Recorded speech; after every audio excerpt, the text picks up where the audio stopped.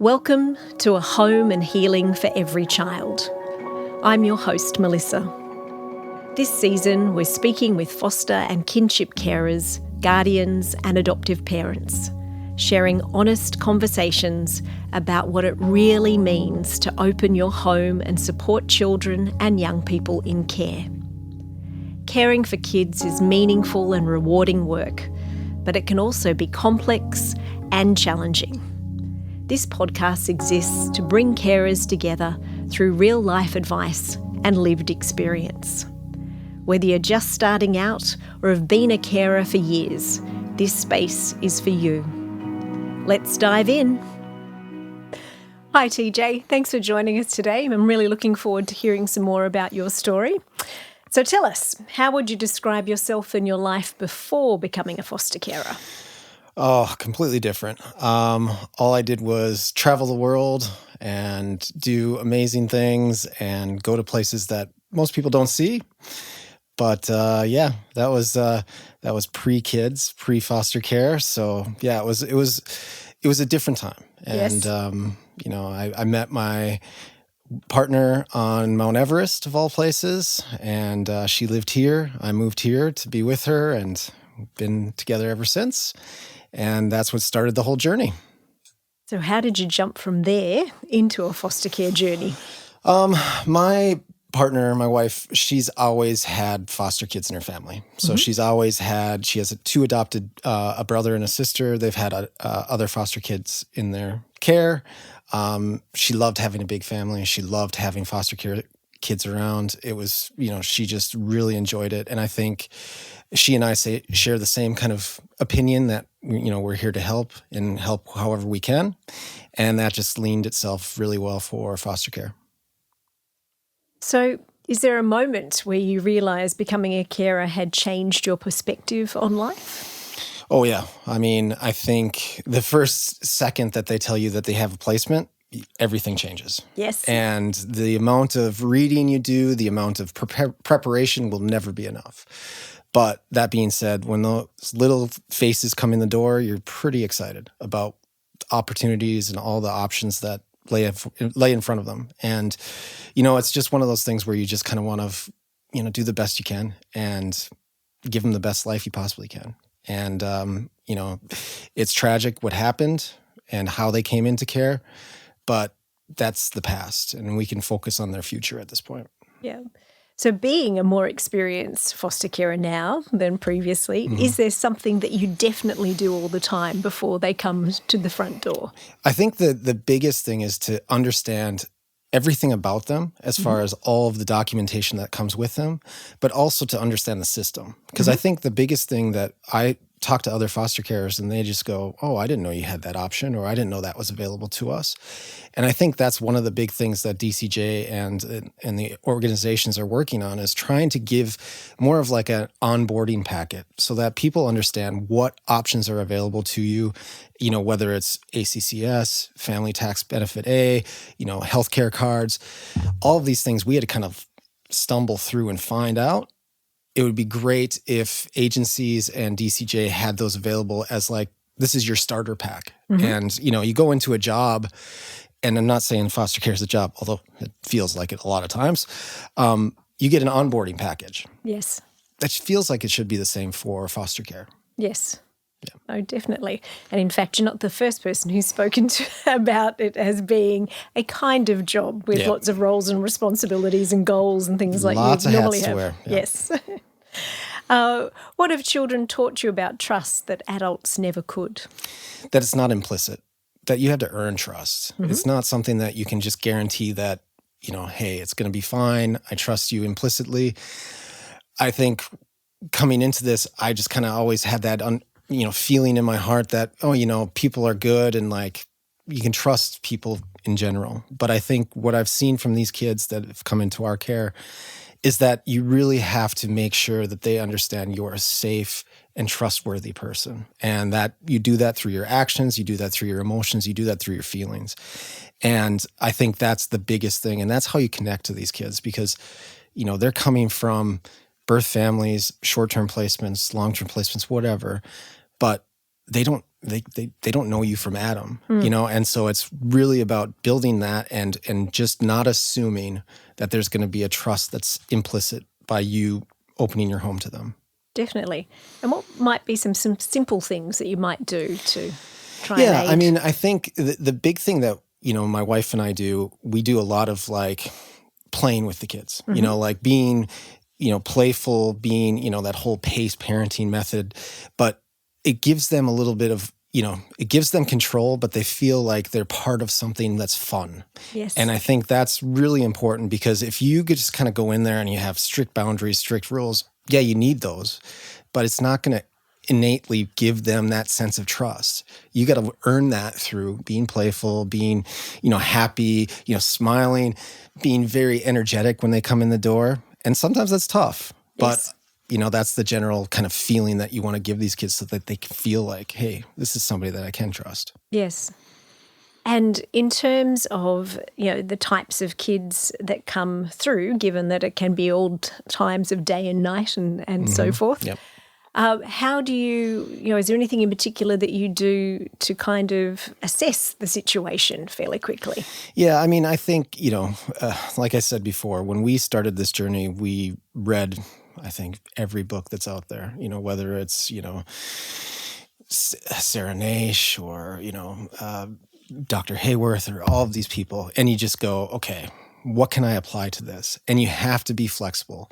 There's no one solution for anything. You have to be flexible in your approach. And I think when your child comes in and they've had a wonderful day at school, that means they might have been masking all day, and they come in and they just want to let out all their negative feelings or all their feelings. And you kind of have to give them that space. Yes. But the converse can be true, where you can be like, you've had a horrible day at school. What can I do to make you feel better? Do you need a hug? Do you want to play a game? Do you want to do something fun? And it's really just taking each moment, applying the things that you've learned, but also being flexible in your approach, which is the hardest thing to do. In general, I think it really comes back to, you kind of have some pre-built notions of what parenthood's going to be like. Yes. But with the foster care kids and kids that are in out-of-home care, you need to be able to be a little bit more flexible in the approach. And I think that was a very hard thing for me to learn, but I'm slowly getting it. Yes. Well, we're forever having to change though, aren't we? Because you never know what's coming next as well too, and the kids change and develop all the time. The after-school situation is certainly something I think all foster carers appreciate, that you're, again, not quite sure what's going to come in through the door. And you mentioned masking, which, of course, lots of foster kids will, be doing throughout their school day, and perhaps they're at a new school or something like that as well too. What does masking mean? How does it present? Yeah, I mean, masking is basically you, the child putting on a front that they think others want to see. It's not their true intention. It's not their true feelings. It's not their true emotions, but it's them kind of assessing the situation and feeling like this is the expected behavior. And, again, a lot of that happens when kids are introduced to new people. Like they'll just be like lovely, bubbly, so on and so forth, because they think that's what they need to do. At school, it's even a bigger issue because, that's a long period of day. And just the fact of masking and doing that activity is straining for these kids. And like they will be wiped because they've spent all day just completely pushing down their emotions, pushing down their behaviors to act like they think they need to act. And that's not who they are. Definitely. And a tip, I've actually wanted to ask you this myself once before, but how do you approach school in that situation? It's really tough. I mean, honestly, I wish there was a better connection between the Department of Education and, out-of-home care.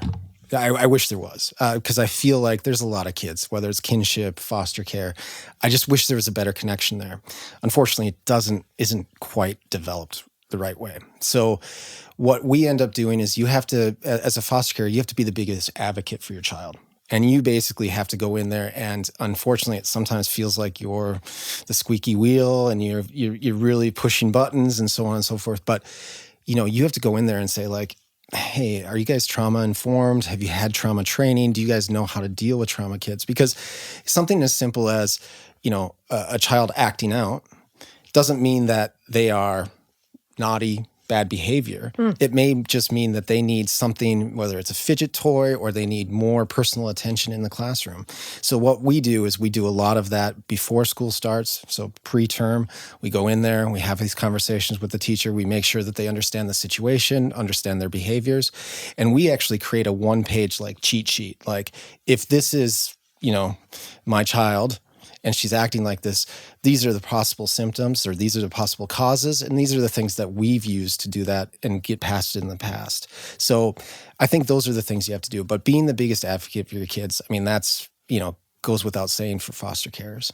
Hey, Fern, did you know that I spent 2 hours on the phone the other night getting one-to-one care coaching through Cares for Kids New South Wales? Really? How much did that cost you? Nothing. It's completely free. You're kidding. They gave me so much advice on how to navigate a tough situation I was going through. It was extremely helpful. How can I get involved? You can give them a call on 1300-782-975 or visit their website, caresforkidsnewsouthwales.org.au. So TJ, talk us through a bit more the directions that you can currently see in foster care. Yeah, I think there's a lot of things that are happening in the foster care system right now. And I think there's a lot of reorganization. The whole push from DCJ to kind of internalize all of the NGOs that are dealing with foster care is really huge right now. We just had a meeting with our caseworker and her boss, and they're like, we don't know if we're going to have a job in 2 years. So it's really difficult. And I think anytime you go through those massive changes, you worry about the people that have the most information, the most knowledge leaving. Because our caseworker is probably in her late 50s. And I think, I wouldn't expect her to re-up with DCJ if that ends up being the case that they're taking everything in. So I think I'm kind of worried about, a lot of the caseworkers being young, fresh faces, not having that experience, that lived experience. That being said, I think there's a lot to be gained by DCJ having these things and having more control, because one of the things that we really struggled with, we started our journey with one NGO when we were down in Sydney, and they really didn't service the area up here in the Central Coast. And when we did get up here in the Central Coast, we had to switch agencies. We thought, that should be easy. Like, we're looking at the training requirements. We're going, done that. But they made us do it all again. So we spent 6 years doing training and waiting for placement. And I think given that we're in a situation right now where carers are like gold dust, you don't want to have that. So having I would really make the push for DCJ, if they take this all over, to have some kind of unified requirements for training and much reduced training for respite carers, because I don't want any respite carer to get pushed off because they're looking at it going, oh my gosh, I've got to do all this training, like circle of security and this and that and the other thing. Like, no. Let's make this reasonable. Let's make sure that we can get the people that actually want to help and not get them trapped by the bureaucratic paperwork of it all.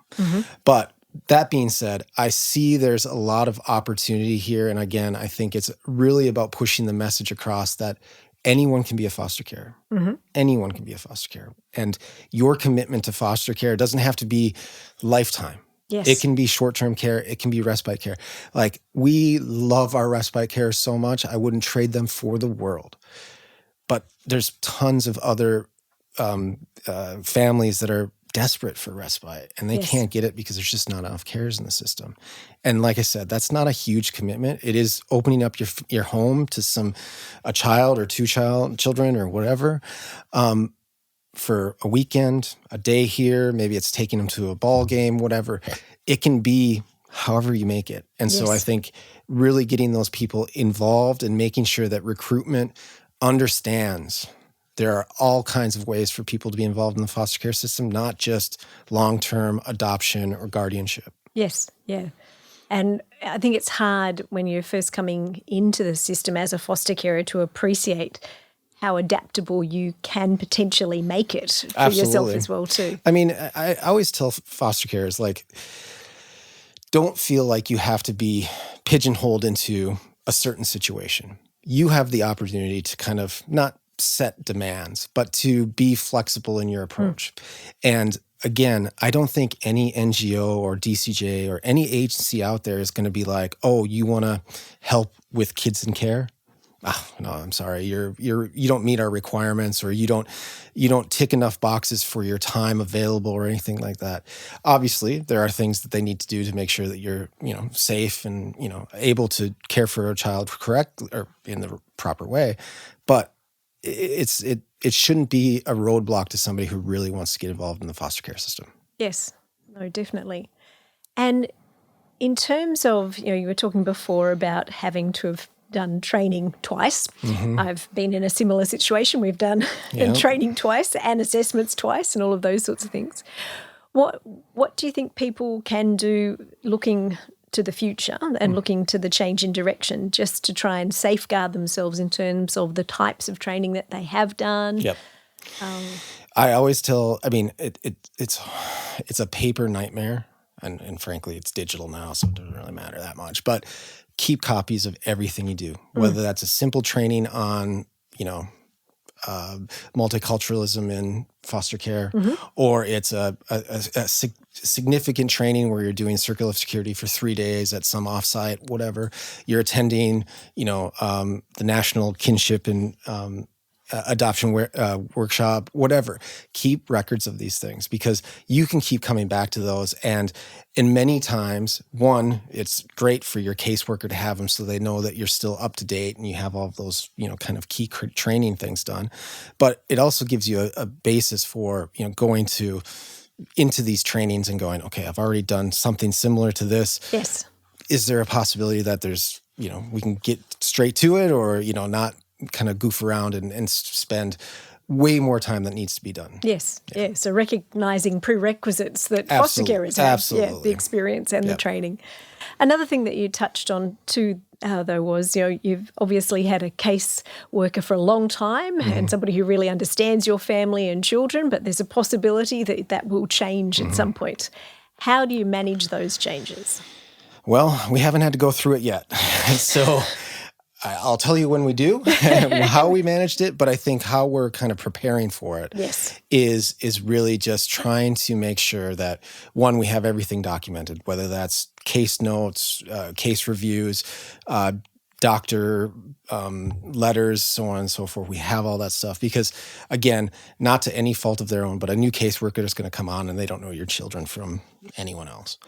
So you want to kind of fill them in. And I'll go back to that one pager that we create for kids or for the teachers of our children. Do the same for a new caseworker. Yes. Really get them into, we always talk about life story work and the life story books that every kid comes with. That's fine. But you're the ones that know your kids the best. Yes. And if you can create a one pager that basically says, like, here are some of the behaviors, here are some of the things that work, here are things that make her very happy, here are some strategies for when she gets into a red zone kind of thing. I think those are really important because, again, you want to advocate for your kids. And the best way to advocate is to make people knowledgeable, but also understand the work that you've done going into it. Yes.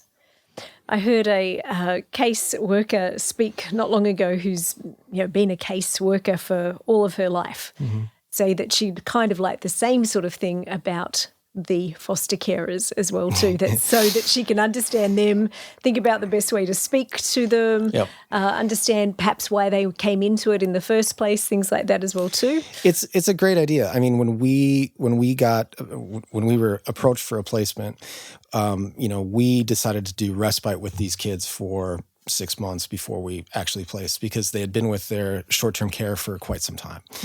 And so during that time, we saw them every other weekend, had them for a couple of days. Then eventually we started doing overnights. We got very used to having the kids around, but we gave them all about our family. And that was just myself, my wife, and our dog. We gave them, and it had lots of big pictures, lots of things like that. And that was really helpful because they came into it feeling like they're already part of it. Yes. So it's easily done for a new caseworker or somebody else who's going to be involved with the family. When we go, we've just started seeing a new psychiatrist for both the kids. And we went into it and basically gave her a 3-pager that was, this is us as a family. This is child 8-year-old, child 10-year-old. And then that way, it felt like she got a little bit more information without us having to just kind of regurgitate the same Yes. stuff. Yeah. Yeah. I also heard a psychologist recently say, ask a foster carer to do something and you'll get all the right information up front. And I think you've just absolutely shown There's what's only needed. one person who knows everything about their kids, and Yes. the foster carers are across it in spades. Yes. You've spoken about a lot of different sorts of resources that you've made use of. What's been the most helpful? I think it sounds silly, but the best resource that we've used is after school care, and having a availability for vacation care, because the kids. We have two of them, an 8-year-old and a 10-year-old. They're trauma bonded, which means that they really can't be in the same room. They're codependent, but they can't actually live with each other. So it's really hard to understand, but it's complex. And so sometimes you just need to be able to say, like, okay, one of you is going to vacation care, one of you is going to after school care. We're going to deal with it. Sometimes it has to be a, separate and address and then bring them all back together at the end of the day. I think that's been the biggest resource that we've used. Obviously, healthcare cards. Our kids, have multiple diagnoses, whether it's ADHD, PDA, RAD, PDA being pathological demand avoidance, RAD, reactive attachment disorder. They're both on the spectrum, ASD2 and ASD3. So we spend a lot of time in specialist's office. And so I think the healthcare cards are a huge thing. Like if we didn't have that, we'd be out of pocket for a lot of stuff. Yes. And what do you think you would direct other carers to? Yeah, I mean, I think it sounds really hard, but I think the first thing, if I was to start this journey again, is to reach out to other foster carers and start those conversations. What do you wish you knew before you started this journey? What do you wish that you would tell anybody, like, this is my saving grace, or this is the thing I need the most when it comes to dealing with foster kids on a daily basis? I think the agency has plenty of resources, and they're getting better at making those very well established and well recognized. But I think that's the biggest thing, is having those conversations with other foster carers, so you can just say, like, okay, no child's the same. No child is going to be, act exactly like another foster cared, but they're going to come across the same things, whether that's getting after school or vacation care programs, healthcare cards, so on and so forth. And like I said, we didn't know any of this. Like Yes. we came into this blind, basically, and it felt like we were stumbling through the forest to find an acorn. We've got there. And now, hopefully, through conversations that we have with other foster carers or other future foster carers, we're helping them go along the way. Yes, yeah. No, we've spoken a couple of times with other carers about how valuable those connections are. Sometimes just to know it's okay, you're doing the right thing, it's not you. Absolutely. just somebody that can reasure I mean, the journey. Even if it's as simple as, attending a Carers for Kids New South Wales training, or, going to, a Facebook group that is for foster carers, those are huge resources. And sometimes they're kind of banal and they don't make a lot of sense. And you're like, oh, well, somebody's just complaining about their kid specifically. But a lot of the resources and a lot of the feedback is really good. Yes. And you go, oh man, I never thought about that. Maybe I could use that. Yes, yeah. It's just a different perspective. Yeah, absolutely. So what else do you do when things get tough? Well, I think, the big thing that I always push on, and I've always said this to every carer that I've came across, is really respect your own sanity and really focus on your own mental health and just being able to find some, time for yourself, whether that's through respite, whether that's through, seeing a psychologist or psychiatrist, whether that's making sure that you have time in your day to exercise or do whatever. Self-care is huge. Like, these kids are coming with so much trauma, and that vicarious trauma gloms onto you like little sticky Post-it notes. And you have to find the time to do, the right thing by yourself. Like, I'm probably one of the few, but I go see a psychologist fortnightly. In fact, I saw him today. And I have conversations about what my kids are doing, how that's relating to my personal feelings, my personal relationships. And I think that's what needs to be done, because you can't just sit in a silo and just assume, well, nobody cares. Yes. You've got to be able to vent those things and to be able to have those and come up with creative strategies around those. I mean, my analogy is always like, if your car, the light comes on in your car, you go see a mechanic. I would do the same thing for my mental health. I would go see a professional to say, hey, listen, what do I need? What do I need to think about? What strategies can I use? What communication tools can I use? And I think that's huge. I mean, that's keeping me going. Yes. We can see more and more through different agencies and the department itself too that, there's a variety of men's groups starting. Do you think that this is important? Yeah, I mean, I think it doesn't matter where you are. Men typically are raised to hide your emotions, quash them down. It doesn't really matter. It's okay. Just suck it up. That kind of conversation. And I think it doesn't have to be okay. Like you can say like, I need help, and yes. It doesn't make you worse of a person. Doesn't make you not able to do your job as a carer. It just means that you need strategies or you need tools to help you be the best carer you can. And that's why I say to anyone, and I really wish, the agencies and DCJ would fund these things, because I think they're really important for self-care when it comes to carers. But if any male carer came up to me and said, I'm really having a tough time, have those conversations with other carers, find yourself a good psychologist or find yourself somebody else that you can talk to in that space. It's going to be huge. Like it's the difference between pulling your hair out and being like, okay, I've got strategies, I've got tools, I can do something about this. Yeah, and surely it'll help us hang on to more foster carers as well too. Absolutely. The last thing you want is placement breakdowns. You don't want to have that. And especially when it comes to, the carer's mental health being the reason for that, it shouldn't be the way. Yes, no, definitely. Well, swing back to the young people that you've had in your care. Is there anything in particular that they've ever done that they've taught you something or something that's really surprised you that you weren't expecting? Oh, they're full of surprises. It doesn't matter what day it is. I'm going to be surprised. Like, I'll go home tonight and I'll be surprised by what happened. I think that the biggest thing is to be flexible. Yes. I think especially the generation that I was raised in, it always felt like, there's rules and you follow the rules. And if you don't, there were consequences. But I think you have to understand that these kids with trauma don't see it that way. And a lot of them actually seek out negative behaviors. And so for them to get punished, it's almost like their nervous system goes, oh, this is what I expected. Now I feel calm. Mm-hmm. You just have to be flexible. You have to be able to use, multiple things, multiple tools, whether that's therapeutic parenting or the jungle theory that Brenda Hayworth talks about, and just go, okay, what can I take from these things and apply to this situation right now? And just be adaptable, flexible, however it is. Mm-hmm. And when the positive things come about, how do you celebrate those as a family? Oh, I mean, we make the biggest deal out of any positive thing. Yes. Like, it's just like, you might as well start the ticker tape parade at this point, because it's just like you want those wins to be celebrated.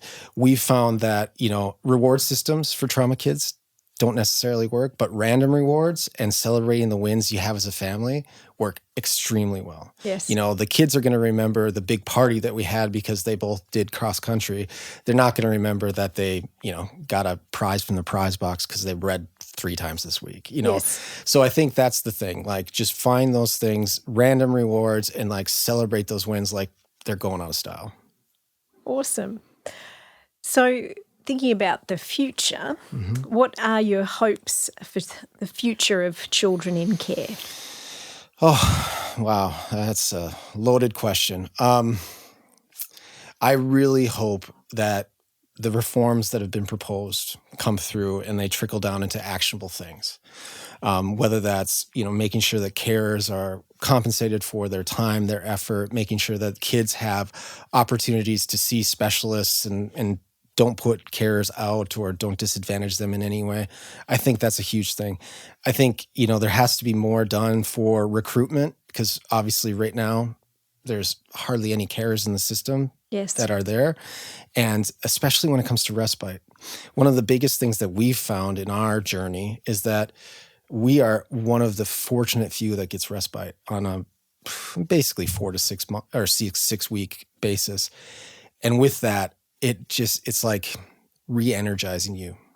It's just like that positive piece of, not that you don't miss your kids and you don't think, oh, what are they doing today? You have those positive thoughts about them, but it just gives you that little bit of a reset on your nervous system, your mental health, and just says, okay, what do we got coming up? Let's do this. Yes. Yeah.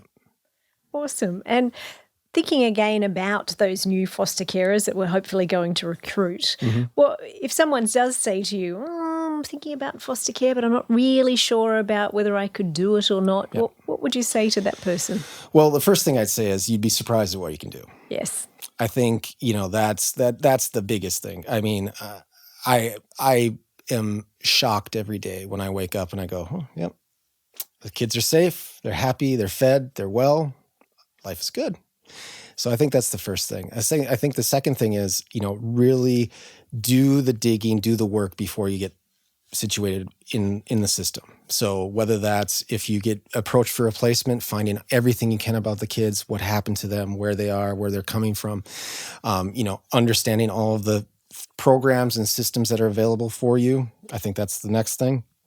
And, we talked about having conversations with other carers. Huge. I can't underscore how important that is, because I've learned more from other carers than I've learned from all of the books I've read. And we have a whole bookcase of therapeutic parenting and trauma-associated books. So that's huge. And the last thing is start small. Like, you can be a respite care first. Go on to bigger things. And if, respite's not a huge commitment, it's a weekend a month, maybe it's 2 weekends a month, whatever. It's a desperate need for those that are long-term carers. And it may give you the idea that, whether that's right for you. But what I would say is, you'd be surprised what you can do. Awesome. Thank you so much for all of your tips for us today. No problem. And looking to the future of what foster care might be and how we can best support both the carers and the kids as well. Thank you. No problem. Thanks for listening to this episode of A Home and Healing for Every Child podcast. We hope you enjoyed it and look forward to having you join us for the next episode. Stay up to date with the latest news, stories, training and upcoming events by subscribing and following along on our socials at Adopt Change or Carers for Kids New South Wales.